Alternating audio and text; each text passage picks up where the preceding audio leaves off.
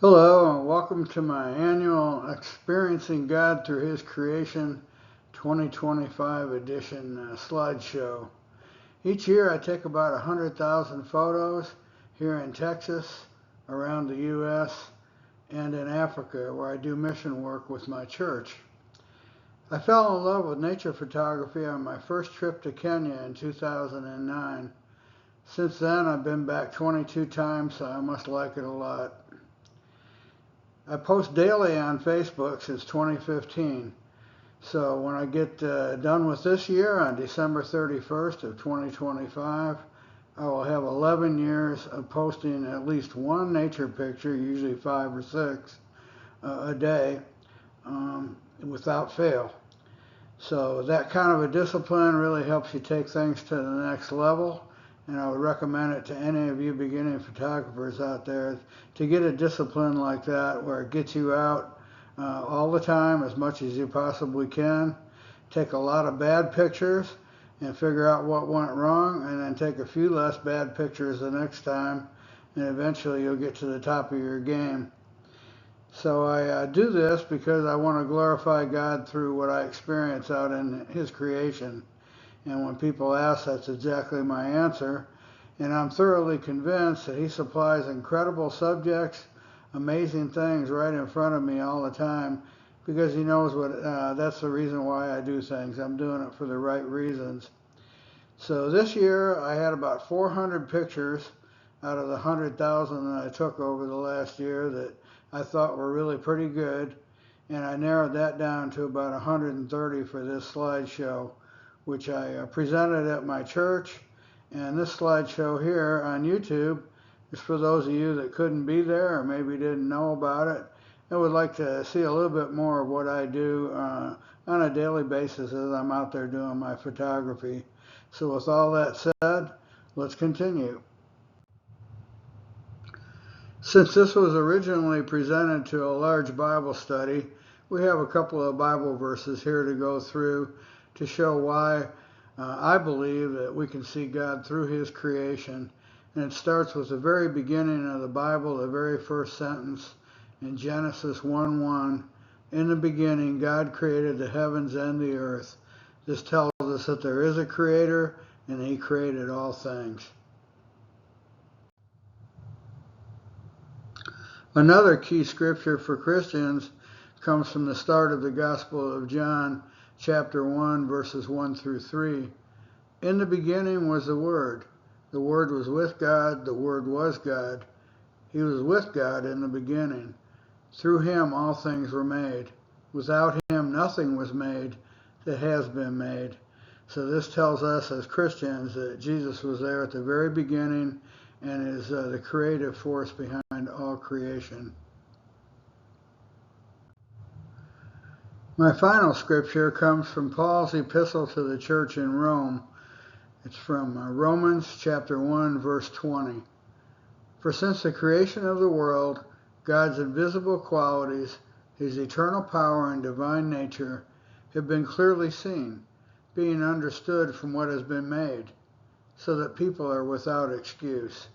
So this tells us that it's obvious that there's a creator from what we see out in nature. Similar to if you found a watch in the middle of the forest, you would know that there was a watchmaker.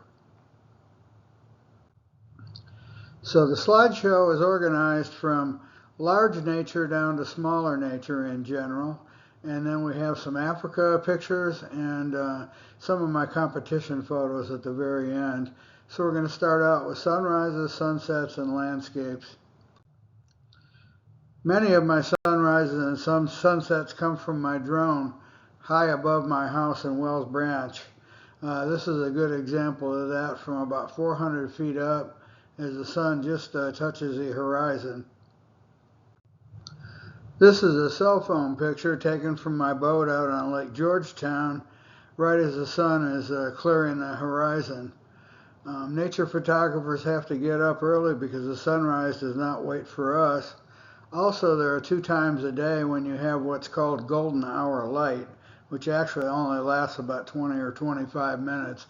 But you have beautiful warm yellow light early in the morning and late in the afternoon. And here in Texas, morning is much better because it's much cooler and you don't have the heat distortion in the air that you have in the afternoon, which ruins pictures that are taken with long zoom lenses like I use. This is another sunset taken from high above my home in Wells Branch. We get some incredible sunsets between about October and November, and then from January until about March when we have unstable air and cloud patterns that come in.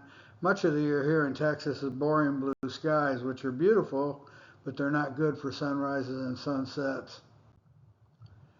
This one is also above Wells Branch. It's just incredible the different colors and the cloud formations that you can get from day to day and sunrise or sunset to sunset. There's actually 3 sunrises and sunsets every day that photographers know about. You have the civil sunset, which is when the sun reaches the horizon. You have the nautical sunset, which is when the sun is 6 degrees below the horizon, when you have enough light or early in the morning or in the evening to navigate on the water.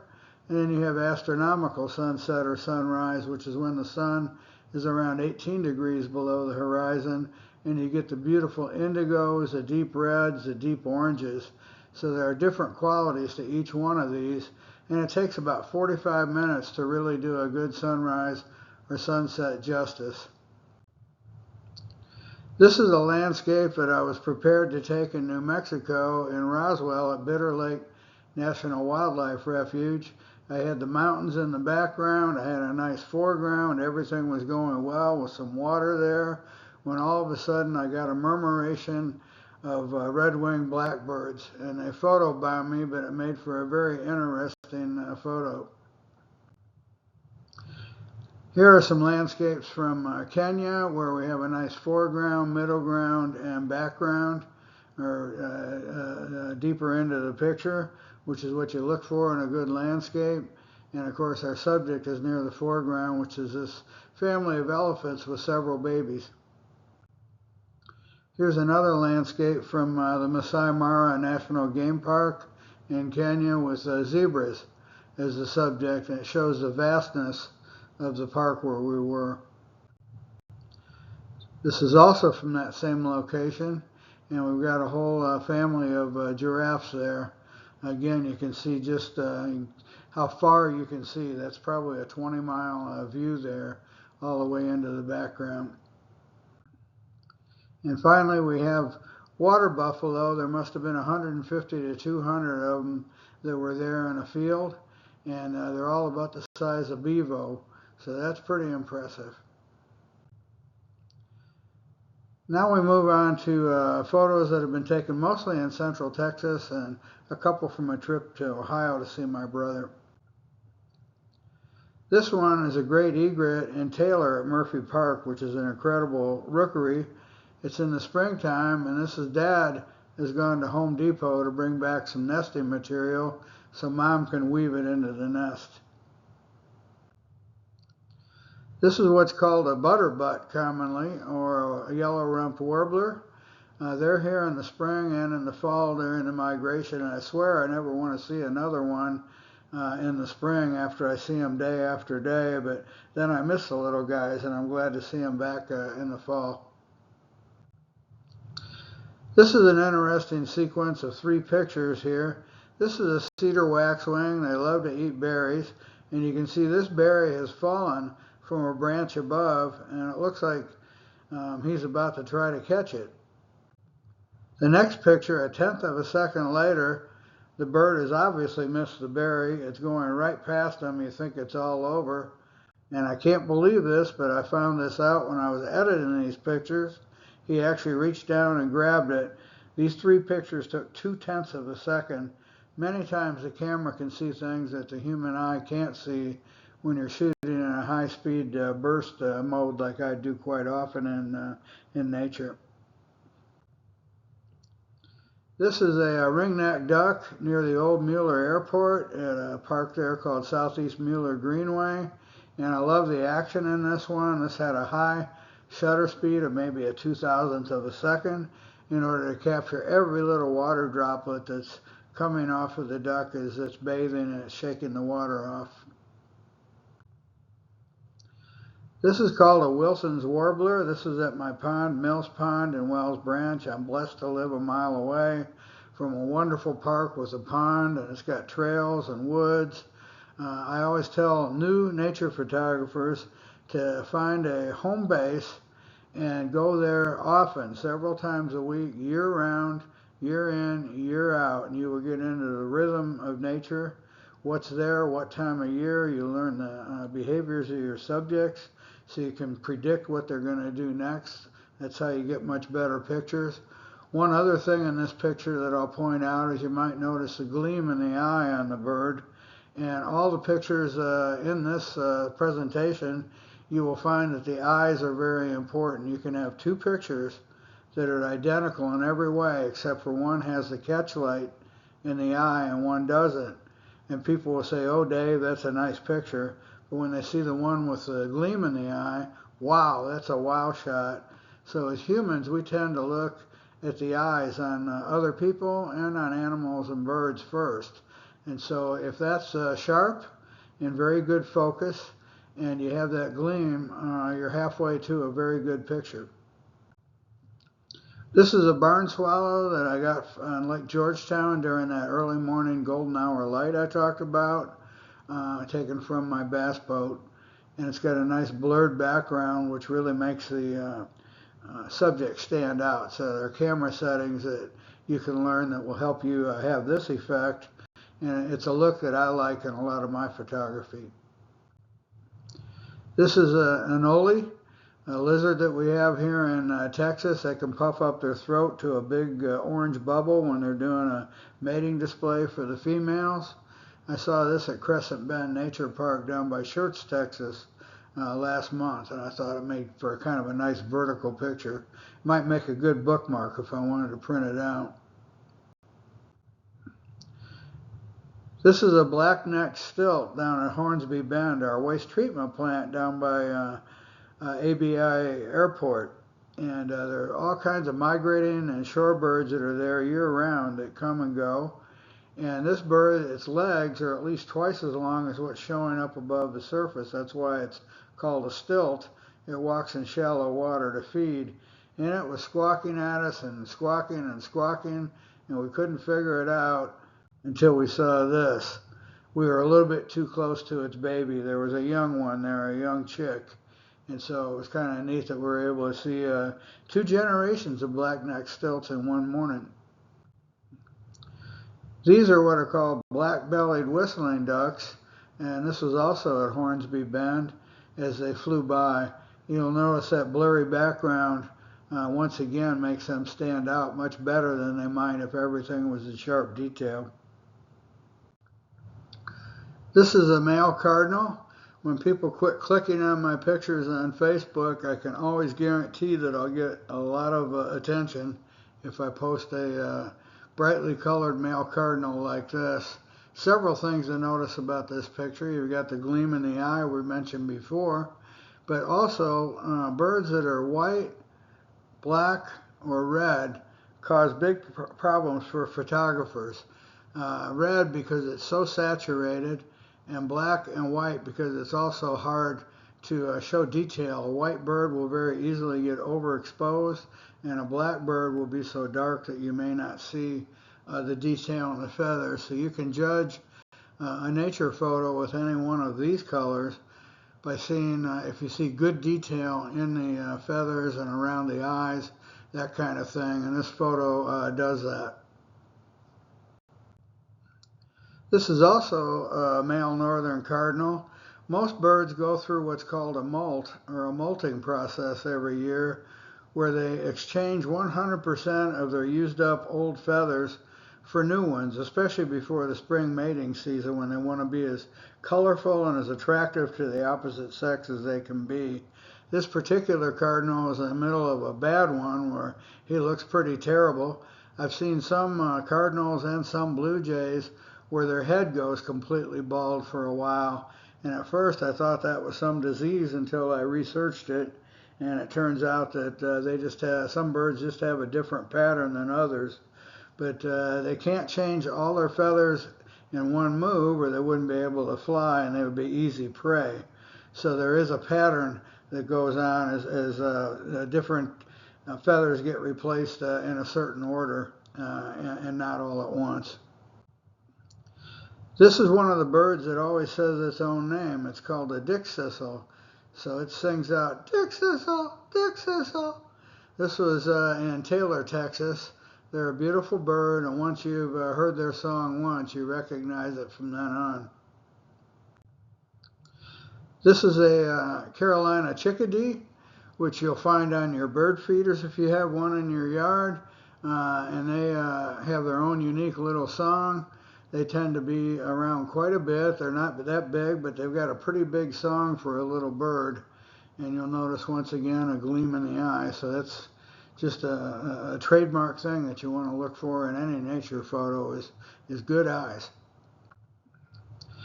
This is a titmouse getting a drink down at Crescent Bend Nature Preserve in Schertz, Texas, at one of the bird blinds. And here's what one looks like when it's not drinking.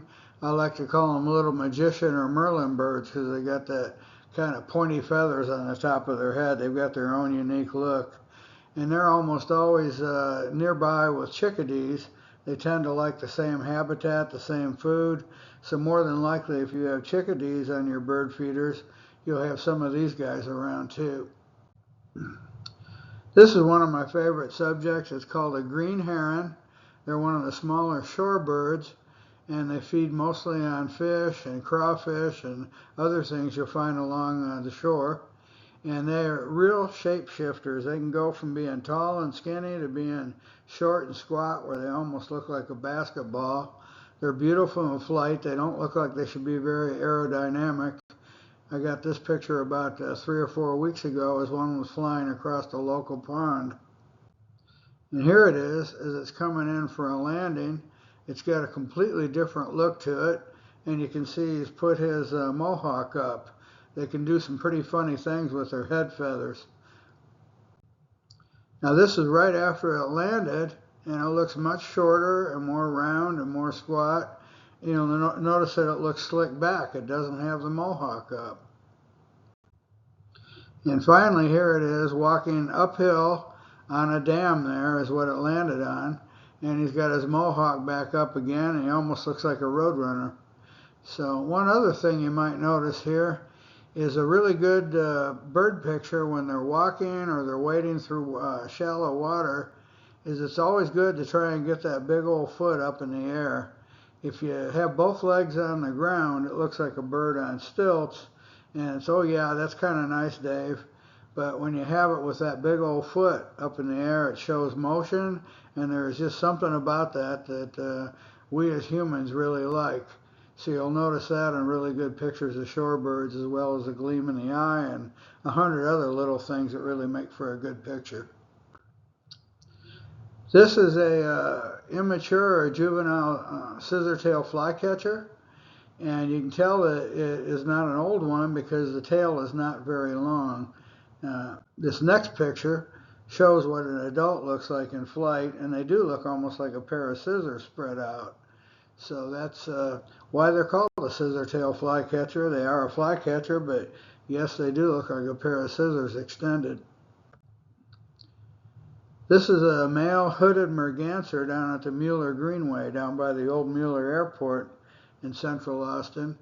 The ponds there are just incredible for all kinds of migrating birds coming through in the spring and the fall, and they do hang around for a while before they head north or head south, depending on which season it is. Also at Mueller, this is a crested caracara, or what used to be referred to as a Mexican eagle. And they're kind of an interesting bird. They're dual fuel. They can shoulder vultures off of a roadkill and jump right in there and eat carrion. Or I've seen them swoop down and grab a squirrel and take it up on somebody's roof and then have a feast up there. So they can go either way, which makes them rather unique among raptors. This is a spotted sandpiper down on the Colorado River, east of I-35 in Austin, down below the Longhorn Dam. And here's another shorebird called a solitary sandpiper, which was kind of a celebrated guest here because we don't see very many of those. So I follow different Facebook bird groups where other photographers that have become friends of mine will post their pictures and let us know when there is a rare visitor in the neighborhood, and people will flock down there to get a good picture. This is a painted bunting. This is a rainbow and a bird. God had all of his colors out when he designed this bird. They're absolutely incredible. With a blue head, they've got an orange ring around their eye. The males like this are always singing. They've got that red breast. They've got yellow and green and orange on their wings. Just a stunning bird. This is what's called a common loon. Normally I see those down at the Texas coast, but this one happened to be on Lake Georgetown, right out in the middle of the lake as I was crossing in my boat. I spotted it and I was able to gently sneak up on it and get a good picture with that beautiful eye. One thing I love about this YouTube format is I'm not limited by time like I am in a presentation to a group. And so I can go a little bit more in depth on teaching about photography or instruction about the different species I take pictures of and their behaviors. This bird is an osprey. It's one of the 34 major raptors that we find in the United States. It's also called a seahawk in the Pacific Northwest or a fish eagle in Europe. Its diet consists almost 100% of fish. And you can see this one has a fish in its talons. What's unique about these birds is they have 4 toes on each talon, which helps them grip the fish. I've seen many times where an osprey will be carrying a large fish with only one leg. Once it's got a hold of a fish, it's not letting go. It's pretty amazing. And it's pretty amazing how large of a fish they're able to carry. This little guy is called an American kestrel. It's the smallest American falcon, and they've got beautiful colors. They're usually perched on top of a branch or on top of a tall bush or a tall tree, looking for movement on the ground, and then they'll swoop down and get a large insect or maybe a smaller rodent. One of their biggest problems is predation because they're out in the open like that looking for prey themselves. Many times a larger hawk will come up from behind and get them as a meal. Here's a picture of another one showing it with its wings down and the beautiful stripes on the head and the incredible eye and a little beak that it has. This bird is called a blue grosbeak. We get them every year down at Commons Ford Ranch on Lake Austin. And they're just a beautiful bird. They've got a beautiful song. You don't see blue too often in nature, so that makes this bird a little bit unique. This is a belted kingfisher, and this one is a female because it has the rust color on its chest and underneath its wings. It's one of the few birds in the world where the female is more stunning and more colorful than the male. They also primarily live on fish.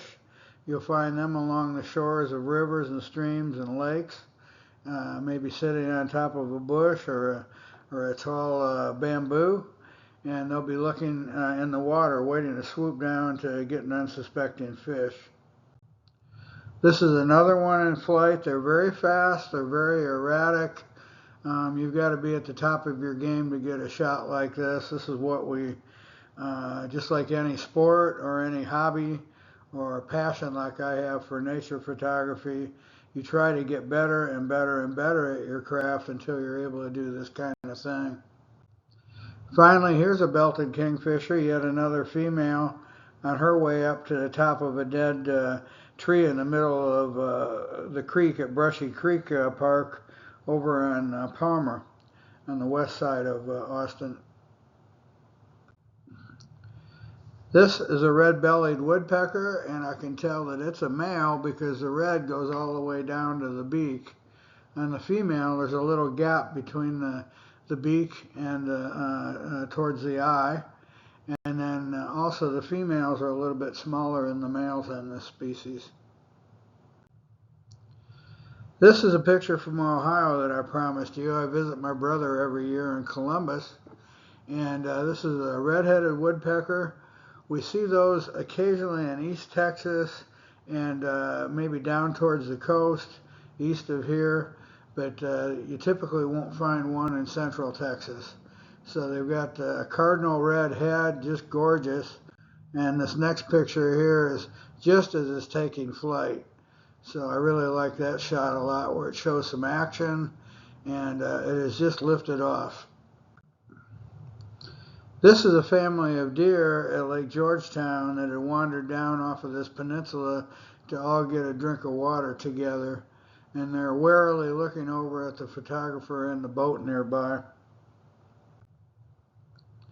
This bird is a great crested flycatcher. That's one of our migratory birds that we see in the spring and in the fall. This was last spring at Mills Pond near my home.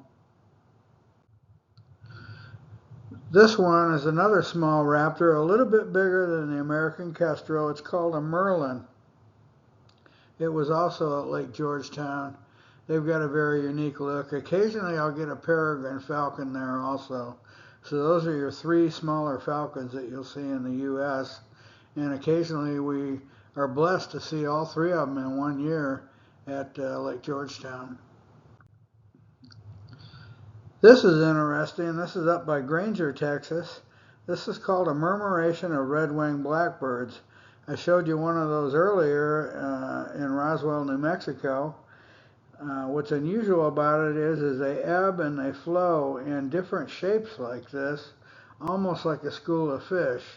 And I'm not sure if anybody's ever figured out if one of them is the boss or if they all just naturally have it built into them to be able to do this.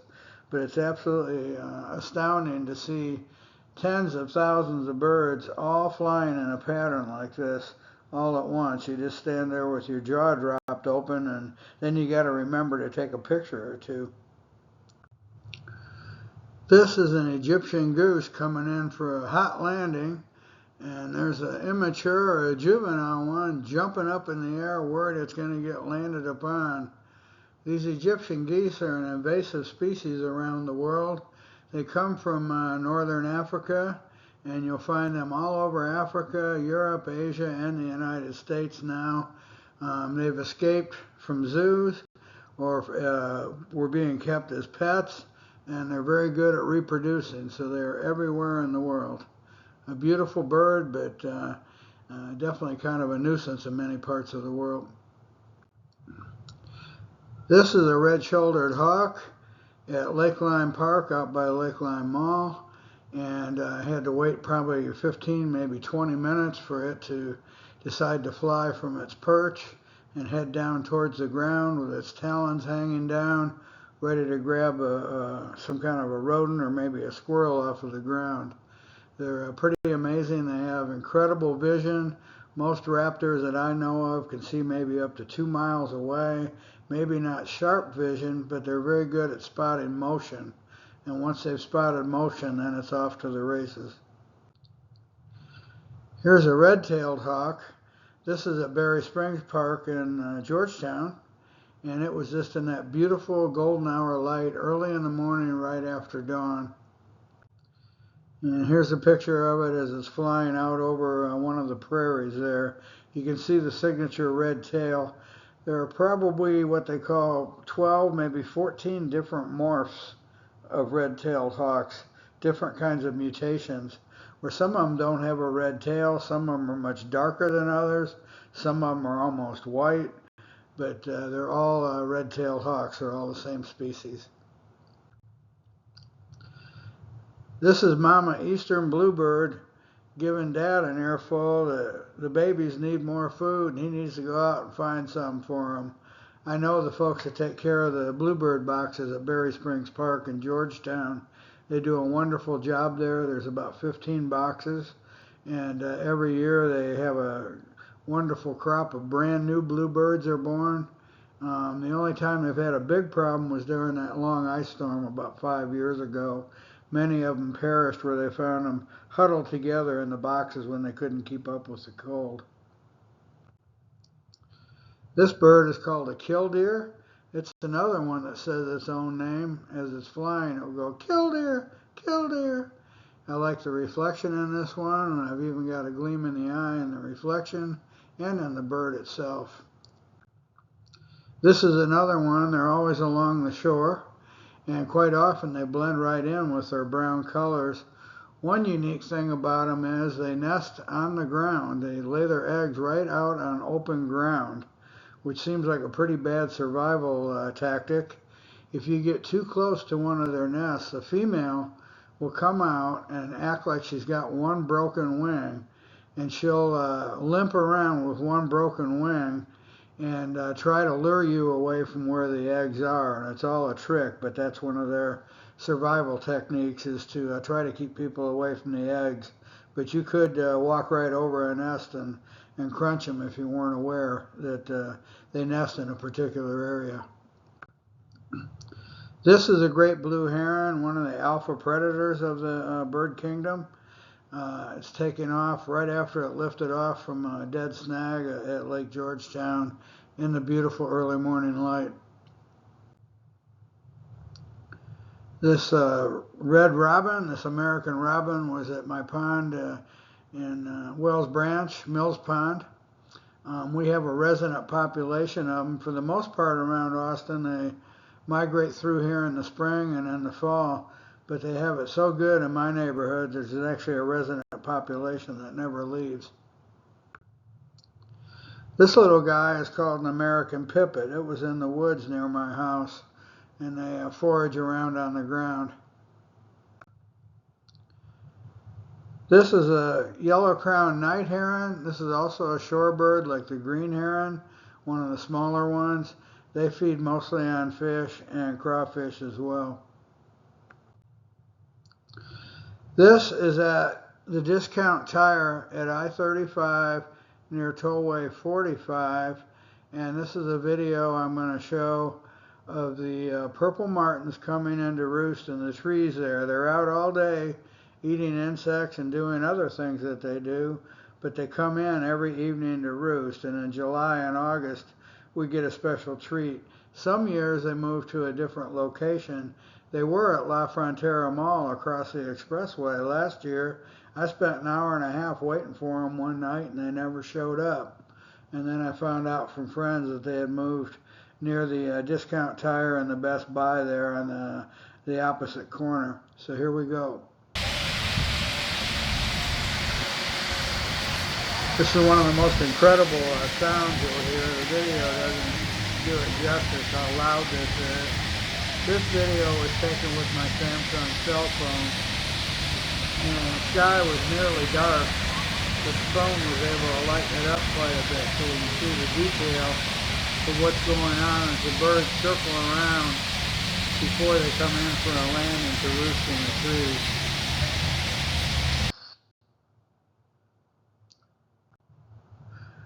Next, we're going to take a look at some smaller birds like hummingbirds, some flowers, and some insects. Here we have a bee hovering right near a firecracker plant at the Mueller Greenway. They've got a beautiful butterfly garden there where I get hummingbirds, I get lots of butterflies, and you get all kinds of pollinators like this one going from flower to flower. This is a bee on an Indian blanket, and I kind of like flowers like this where there might be one petal that's a little bit messed up, where it's not absolutely perfect. You don't always find perfection in nature, and I think that shows a little bit more character that, you know, this really is a real flower with its own character that's lived a little bit of life. This dragonfly is called a widow skimmer. It's very common here in Texas. I like that one a lot as a subject. This is a Gulf fritillary butterfly. and it's flying from one Texas thistle to another. It had been perched on that flower below, and I caught it right after it lifted off like a bomber. I thought this was pretty cool. This one is called an American ruby spot, and the blurred out green background really makes this subject pop out and look almost 3D. And it has a gleam in the eye now that I look at it. This one is called a scarlet skimmer, and it's a beautiful red. Just a variety in dragonflies and damselflies never ceases to amaze me. This is a black-chinned hummingbird at the Mueller Greenway, and it's going from one firecracker plant to another. And here it is getting a long, tall drink. So they have to get tons and tons and tons of nectar to get their energy up for the incredible migrations that they do. This one is a pipevine swallowtail, one of many kinds of swallowtails that I caught in flight just as it was going from one flower to another. And you can see the proboscis there, the feeding tube, the straw coming out of the front of the mouth that's hanging down there. It will insert that into the center of the flower to get nectar. This is another kind of swallowtail called the giant swallowtail. This is on a Pride of Barbados in my front yard. Finally, this one is called an eastern pond hawk, and you'll see that throughout most of the United States, but it's got a very unique green to it. Next, we have some of my travels to New Mexico, where every year I go to Roswell to a National Wildlife Refuge called Bitter Lake, and also Bosque del Apache National Wildlife Refuge in Socorro, New Mexico. This is in Socorro at the Visitor Center. It's called the barrel cactus. In the afternoon they open up and they have that beautiful yellow inside of them. Also at the Visitor Center we saw a Perloxia, which is commonly called a desert cardinal. It's a cousin to our northern cardinal. I'm not sure if they can hybridize or not, but it's about the same size. This is a male where he's got quite a bit of red on him, and then the female is pretty plain. When we were approaching a bird observation deck, this baby javelino came by. I wouldn't have stayed on the dirt road there if it had been an adult. They can put a real hurt on you. But this guy was so cute. He just was going doop, doop, doop down the other side of the road, and it was kind of funny to watch. Just made us smile. Also at Bosque del Apache, there was a red-tailed hawk perched on the top of a tree there, and a northern harrier, which is a smaller, faster raptor, that it kept swinging by and coming closer and closer to the hawk, screaming, and it was threatening with its talons. I think that maybe the hawk was in its territory, too close to its nest, and maybe they already had young there that they were trying to scare the red tail off. Here it is as it comes from another direction, and the hawk is really taking notice of it now. Finally, the hawk has had enough, and that one had a beautiful red tail. And this is like a bomber chasing a fighter jet. There is no way that red tail is going to ever catch that harrier. As a matter of fact, this harrier's mate came out, and the two of them were giving the hawk a really hard time until it finally left. It was really pretty exciting to see all that interaction. Also in New Mexico, this is a Say's phoebe. We have a bird called an eastern phoebe here in central Texas and a lot of the eastern U.S. This is a bird you find more west of San Antonio. And it was squawking at the photographers. It didn't like us at all, I don't think, being anywhere nearby. It had that beautiful wide open mouth, and again a beautiful eye on this shot. Also there was a western meadowlark. They're a gorgeous bird with a beautiful, beautiful song. There's eastern meadowlarks that we're more than likely to see here in central Texas, and then the western one has got a little bit farther range west. But they both have a beautiful song. And yellow, the western one, has more of this black on its chest and kind of a triangle pattern. And this is what I go to New Mexico for every year.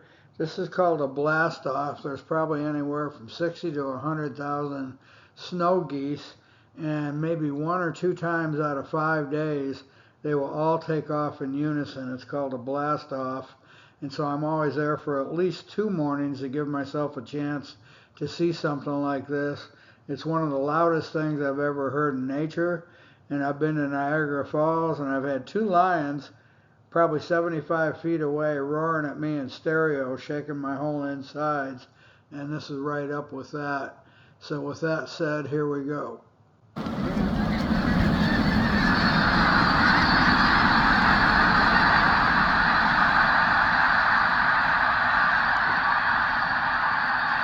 It was a foggy morning, so they're clear over towards the other side of the water, but they're going to circle around and come back towards us.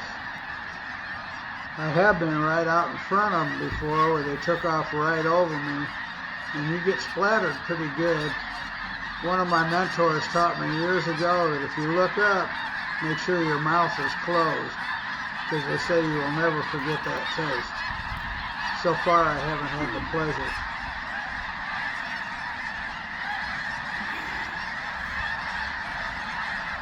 You need to be there before dawn to stake out a position, because there's probably 300 photographers that time of year, November, December, staking out a place to catch this very thing that you're seeing here.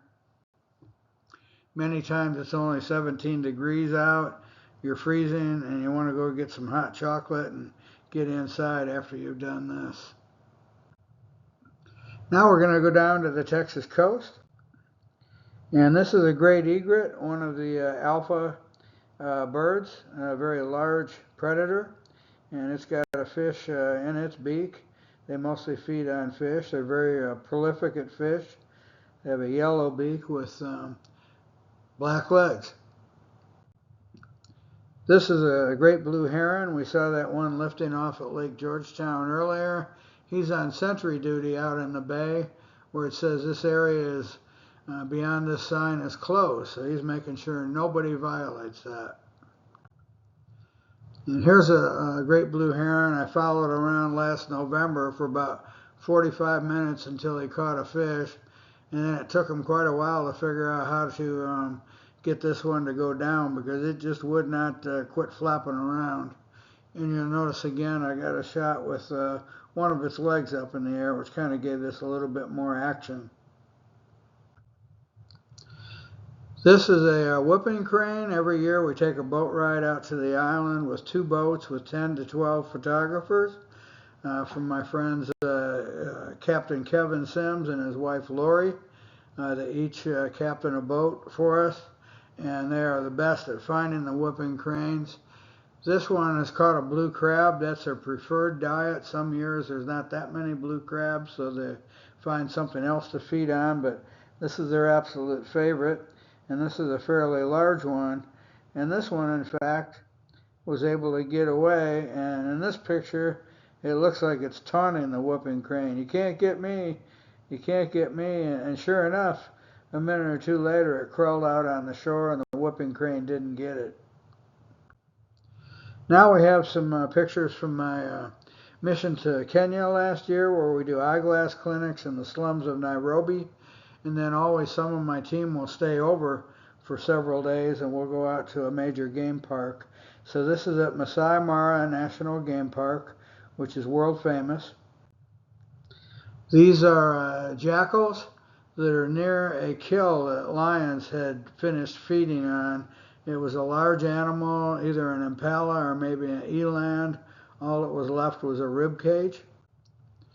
So here's a juvenile jackal, one that's a little bit younger, like a pup, and you can still see there's some red meat there among the ribs. And here's a dad lion. He's really full. They eat until they get their full. You might see their ribs before they feast down on a kill, and then they're so full It's unbelievable. It really is feast or famine. And he's so full that he decides he has to take a nap right after that and just plopped right over. This is Mama Lion with one of the younger ones, and you can see the one sleeping on its back. Look at how distended that belly is. They just ate and ate and ate until they couldn't eat no more. And here's another one where you don't see one rib. It's definitely full. There were probably anywhere from maybe 15 to 20 lions in this pride. It's probably the most I've ever seen together in all my years in Kenya. And I've been on probably 40 different safaris since 2009 on 23 different trips. Here is a pair of hyenas, and they're looking around to make sure the lions are pretty well done, and then they're going to try and get their fill as well.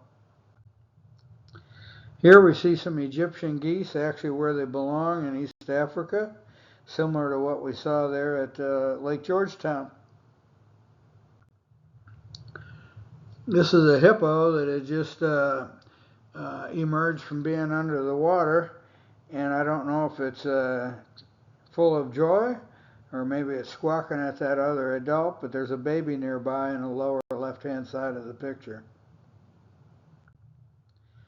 And this is a crocodile at the same pond the hippos were in. It was sunning itself, and the shadows were so strong and the sun was so bright there that we literally thought that its tail was chopped off until I was able to process this picture when I got home. I couldn't see the tail with my bare eye or through the camera, but sure enough, there's the rest of the tail is there in the shadow. This is a family of giraffes, Maasai giraffes, and there's 3 juveniles in there, 3 young ones, and I think I counted 8 or more adults. And when you're in the game parks, the animals have the right of way. And so when they're walking down the road like this, or we're walking away from us, we just have to sit and wait until they start crossing the field or leave the road. But we were pretty much stuck, and I thought it was kind of funny that the one in the rear looked around to see what was going on. It was probably the rear guard. And here's one feeding on the top of a tree. They typically feed from underneath on the acacia trees. You'll see that quite often. This is a secretary bird, and I think it gets its name because it looks like it has quill pens sticking out of the back of its head. They're usually on the ground foraging. Occasionally I've seen one feel threatened where it will fly and land in a tree, and getting a shot of one of these in flight is pretty rare because more often than not they're just walking around on the ground. And here's yet another young jackal. I just thought that they were cute. They're puppies with long necks. This bird is very unusual. When it does its song, it says, "Go away, go away, go away." So the name of this bird is the go away bird. This one is called an African harrier hawk. We don't have anything similar to this in the U.S. Our northern harrier that we saw attacking that red-tailed hawk in New Mexico does have a white stripe on its tail similar to this, but it doesn't have a head or an eye or a beak that look anything like that, and the wings on this bird are very unique as well. They've got quite a few different raptors there. The British left behind their naming systems, and so many of what we would call hawks or eagles are called kites or harriers, or sometimes hawks or eagles, but they do have a different nomenclature, a different naming convention than we do. This bird is called the African widow bird, and it's named that because it has long black feathers. Normally they're in flight, I would say about 90% of the time. It's pretty rare to get a picture of one perched, but I got lucky and it sat there on this tall grass for a few seconds for me. When they're in flight, those long black feathers look like a black widow's dress trailing behind the bird, and that's where it gets its name. This is a very unusual shot. This is 4:30 in the afternoon on our first afternoon at this game park, and this is a leopard, and they're nocturnal. Usually they're sleeping all day and they're out all night doing their hunt, and they sleep in trees. They come in right before sunrise, or they may sleep in tall grass, but it's very rare to see one during the day. And we had a hard time figuring out why we would see one climbing a tree in the middle of the day. And then when we got closer, we saw that it had a large kill that it had dragged up into the tree, and it had gone up to eat some more. This is an eland. It's the largest antelope in Africa, maybe in the world. And you'll notice it's got birds all over its back. Those are called red-billed oxpeckers. And they're kind of like our cattle egrets in a way. They will get onto the herd animals, the water buffalo, the wildebeest, the zebras, water bucks, and others, and they eat the bugs off of them. So it's a symbiotic relationship. The animals are perfectly happy to have them there. You can see that this set of birds has been there a long time because the white stripes that are going down the side of the animal are from the birds. And I'll leave that to your imagination as to what that is. And here we have a large elephant, a full-grown adult, not too far from us. Don't worry, we're safe. We're always inside of a van. We never get out. It has a pop-up top where we can stand up and take pictures, but we're definitely in a steel wrapper. So a lion or an elephant would have to, one way or another, get us out of that van. I don't think that's going to happen. One unique thing about this elephant that our guide and my dear friend Daniel pointed out was that it was right-handed or right-tusked, because if you look closely, the right tusk is very worn. It's pretty beat up, and the left-hand one is like brand new with a perfectly sharp point on it. So this means this animal has used that right-hand tusk for almost everything that it does, and not so much with the left. Here's another rarity. We actually got to see a leopard and cheetahs on the same day. This cheetah had a kill back in tall grass, and it was licking its chops after it had fed on some more meat. And then we got one more look at it where it just had gorgeous eyes, and it was up, standing on its front legs there, on its haunches, and just a real rare thing to see one in this position. I have seen them laying across the road before asleep, and they also have the right of way when they're asleep. Our cedar waxwing is not the only bird that loves to eat berries in trees. This one is called a common bulbul, B-U-L-B-U-L, and I just loved, I caught it right in action here, and with beautiful colors, right in its habitat.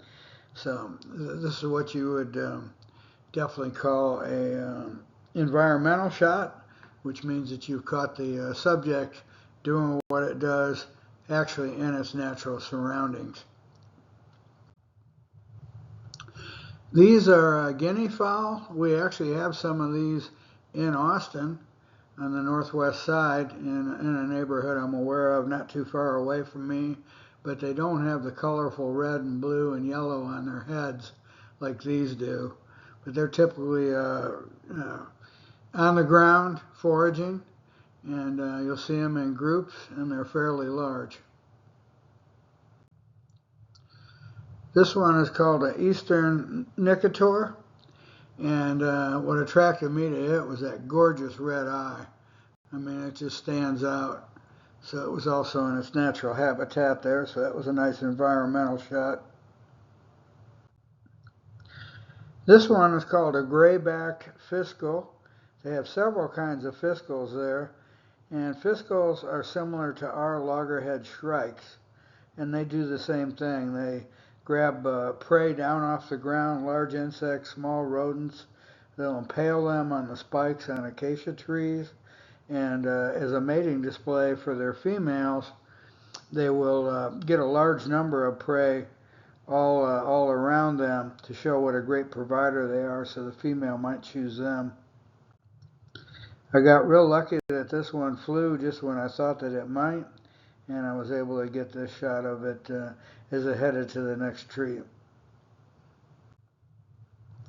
This stunning bird is called a greater blue-eared starling, and its blue feathers look almost like they're metallic.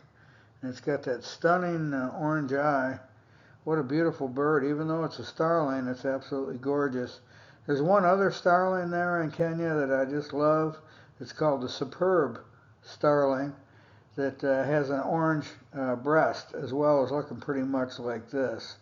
And the contrast between the metallic blue feathers and the orange breast is really stunning on that bird as well. This is an iconic bird in East Africa. It's called the lilac-breasted roller, and photographers always want to get several shots of these, and if you can get one in flight, you've done even better. But they've got all kinds of beautiful different shades of blue and green in them, and then that color on the head and the breast. Here we've got a zebra just kind of sunning itself, relaxing on the ground, and I thought that that was all I was going to see until this happened. And it is joyful. It actually seemed to have some joy while it was doing this. It was enjoying a nice afternoon, and it rolled over and sat there for a while and did it several times in a row, so it was obviously something that it wanted to do. Many times the animals like the zebras, even the elephants, will roll around on the ground to get dust on them to help hold the insects down. Hippos also do that because they've got very sensitive skin and get sunburned very easily, and getting a layer of dirt or dust on them helps protect the skin. This is a wildebeest.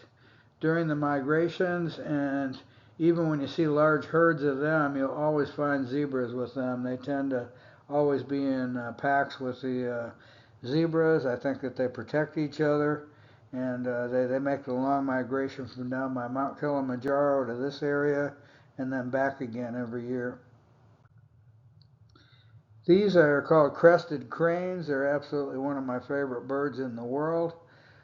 What an incredible thing God did when He created them. Look at the golden mohawk that they have, the white around the eyes, the red on them. They're so colorful. Only once or twice have I seen one or two of them in flight. They're kind of like the secretary bird. They tend to be on the ground foraging more often than not.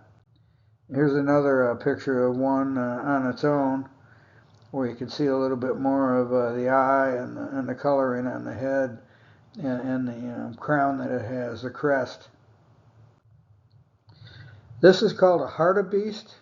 This is another one of your herd animals that we see quite a few of when we're in Kenya. And here's another lilac-breasted roller perched on a sign that lets you know where all the different lodges are.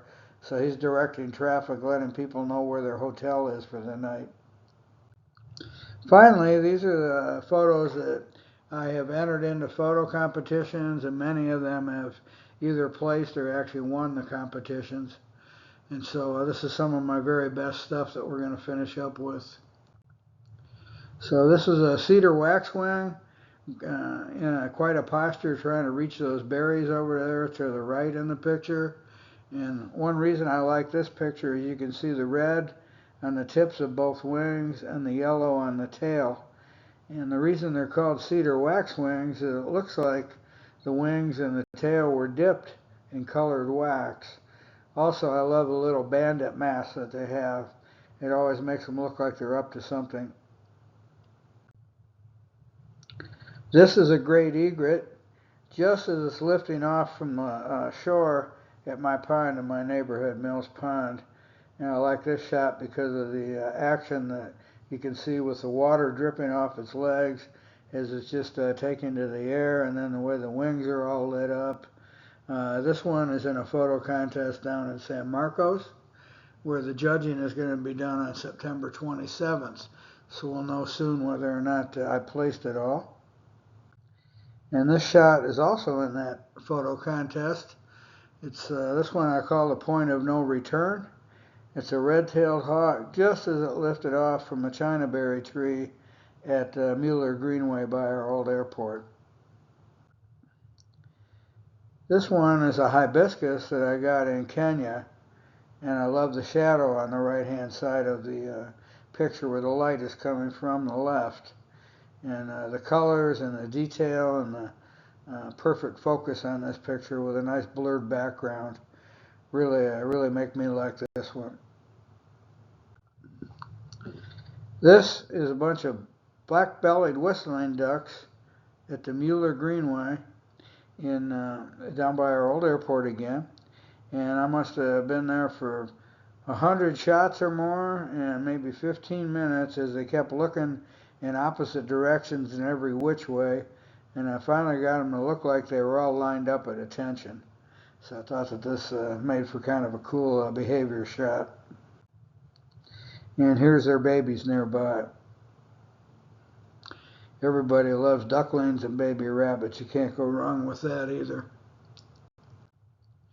This is a burrowing owl out by Granger.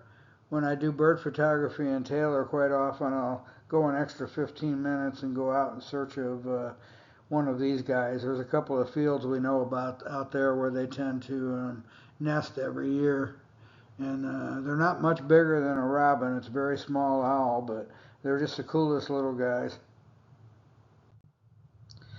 This is a Cooper's hawk at Mills Pond, and it's squawking at me, and I found out why. I was too near where it had a brand new nest, and Mama was up there, had already laid eggs, so he was being very protective. Several weeks later, there were young in the nest. They have an incubation period of something like 39 days, and we have two of them here in plain view. There were actually four young to begin with. One eventually fell out of the nest and didn't make it, and we can see a third one in the upper left of the pictures. You can see some of its feathers there where it's up a little bit higher on a branch. But these birds are not too far away from fledging. That's what birders call it when the birds leave the nest, when they fly for the first time. This is a bee on a pickerel weed, and for a weed it is absolutely stunning. If you zoom in on this picture, or maybe pause your video and look very closely, you will not believe the amount of detail that God put into this one. It's like a fine tapestry as you drill down deeper and deeper in all the fine little details that are a part of this incredible weed. This is a killdeer. We saw a couple of pictures of killdeer earlier. I got this one in flight with some colorful reflections on the water that really made it stand out very nicely. I really like the way this picture turned out.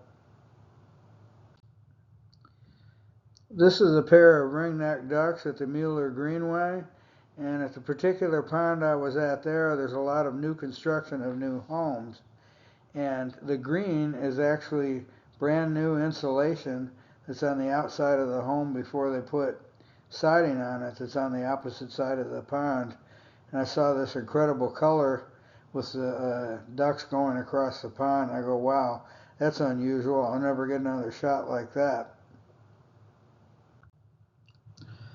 This is a spotted cucumber beetle, and it's a very beautiful little ladybug-like bug. Farmers and others are not very happy with them. They're an incredible pest. They eat a lot of crops. It's really a bad citizen. But as far as looks go, it's very cool looking. This is another green heron, one of my favorite subjects again, and this is at Mills Pond where it's searching for fish, and it's squawking at the world. And yes, I do have one of those big old yellow feet up in the air there. This is another osprey at Lake Georgetown with a much bigger fish and much better light than the other picture that I showed you. They have stunning eyes. Their yellow eyes look like they have black mascara around them. And what this bird is going to do is he will take this fish that it just caught to a branch of a tree, and the first thing he'll do is bite the head off. After he's done that, the fish doesn't fight back for much longer, and it's much easier to have his meal. This is another painted bunting, that rainbow on a bird that we saw earlier in the slideshow. Just as it's lifting off from a plant at Lake Georgetown. I got this in my bass boat at eye level from maybe 25 feet away. And here we have two great egrets on a collision course down below the Longhorn Dam on the Colorado River. And I called this one Mayday, Mayday, Tower, we have a near miss. Because they definitely cross paths at the worst possible time. The one's coming in from the landing and the other one is flying right across him. At the same place earlier in that morning, it was foggy, and I got a great picture of a little blue heron flying in perfect light in front of the fog, and you can see the ducks on the water there are a little bit blurred out by the fog. I really like this one quite a bit too. This is a red-bellied woodpecker like we saw before, but what's unique about this picture is it's got its tongue extended all the way out. That tongue will spiral all the way back into the back of the neck and coil up. I found pictures of what that looks like, diagrams on the internet, and it's really a pretty fascinating thing. Many times when they're pounding on a tree, they're not necessarily making a new nest. Lots of times they're stirring up bugs in the bark, and then they use that tongue to feed on the bugs. This is a little kitty, a little lion that was on the Africa trip. I thought it was cute. This is yet another great blue heron flying across Lake Georgetown in beautiful early morning light. And finally, we have a painted bunting. This picture won the Picture of the Month for May at KXAN, where about 400 pictures get submitted every month of different weather, different size hail, different clouds, all kinds of different things. But photographers from around Austin also submit their best pictures there. And the photo editor every month picks 10 pictures for the public to vote on. Usually every year I get in that top 10 3 or 4 times in a year, so I feel very good about that. And then this picture actually won. This painted bunting was actually landing on top of this dead branch, and it's right as it landed with the wings still pretty much extended. So you can see the yellow and the green. There's green in the tail, orange back there by the tail area, the beautiful red on the breast, the blue on the head. I mean, just a rainbow on a bird. If you don't believe in a creator after seeing something like this picture, I'm not sure what I can do to convince you. So anyway, you can contact me at info@photoartbydave.com. That's my photo website, photoartbydave.com. Please take a look at what I have there. It's free to look. Everything there is also for sale. There is an online store, and if you don't see something that you like or that you want, I can probably have it made for you locally. Anything from coffee mugs to sweatshirts to canvas or metal prints, you name it. If you like one of my pictures and you want something made out of it, I can probably do it. Also, please follow me on Facebook, and if you like what I do there, send me a friend request. I have nearly 2,500 people that follow me every day there now. Subscribe to the YouTube channel as long as you're here. Then you'll see when I have new content. Lastly, if you're interested in our Kenya mission for May of 2026, or the next evangelist training course that I facilitate, which will start up by the end of January in 2026, please contact me. Thanks so much for letting me share what I see out in nature with you. God bless.